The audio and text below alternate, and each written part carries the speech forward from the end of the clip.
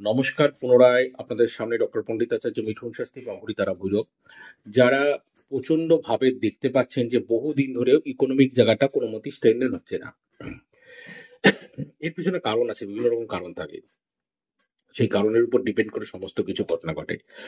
দেখবেন আপনার যখন সময় ভালো চলছিল তখন আপনি সহজসাধ্যভাবে সময়ের সাথে আপনি ভালো লোকের সান্নিধ্যে আসতে পারছেন, বা ভালো ভালো ইকুইপমেন্টস বা ভালো ভালো যন্ত্র তন্ত্র মন্ত্র বিভিন্ন কিছু জিনিসের সঙ্গে আপনি অ্যাডজাস্ট হতে পারছেন।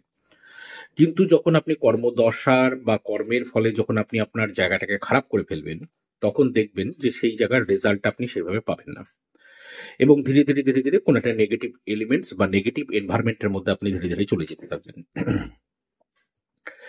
এরকমই ঘটনা আছে, যেটাকে সম্পূর্ণরূপে স্ট্রেনদেন করা, যে পজিটিভ এনার্জিকে স্ট্রেনদেন করবার জন্য আপনারা কামধেনু গরু, যেটা অলরেডি রয়েছে বাছিয়া সহ, এই কামধনু যে গরুটা আছে এটাকে আপনারা আপনাদের কুণ্ডলীর সাপেক্ষে যে জায়গাটা বুস্ট আপ করা দরকার, যেটা আপনাদের পরিষ্কারভাবে অ্যাস্ট্রোলজার বলবে, সেই অনুসারে যদি কামধনু গরু এবং তার বাছুর সহ যদি আপনারা সেই জায়গায় সেট আপ করতে পারেন, ডেফিনেট সেটার পজিটিভ এনার্জি আপনারা পাবেন এবং নেগেটিভ এনার্জি সহজেই সরে যাবে।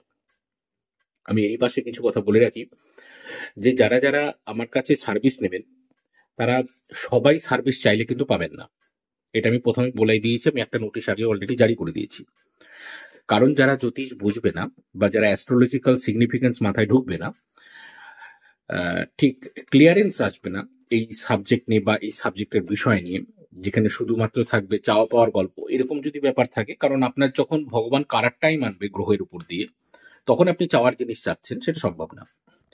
আবার যারা যারা পেয়ে যান আমার কাছ থেকে পরবর্তীতে, তারপরে সেটা একটা কথা না বলে আবার আরো কিছু দাও, মানে 1,00,000 টাকা পেলেন, তার কিছুদিন পর আবার 1,00,000 টাকা দরকার, এরকম করে যারা অ্যাপয়েন্টমেন্টে চাচ্ছেন, বা বিগত দিনে যারা এরকম ভাবে বারবার নিজেদের উইশটাকে ম্যানিফেস্টেশন করতে চাইছে এইরকম ভাবে, তারা অ্যাপয়েন্টমেন্ট পাবে না।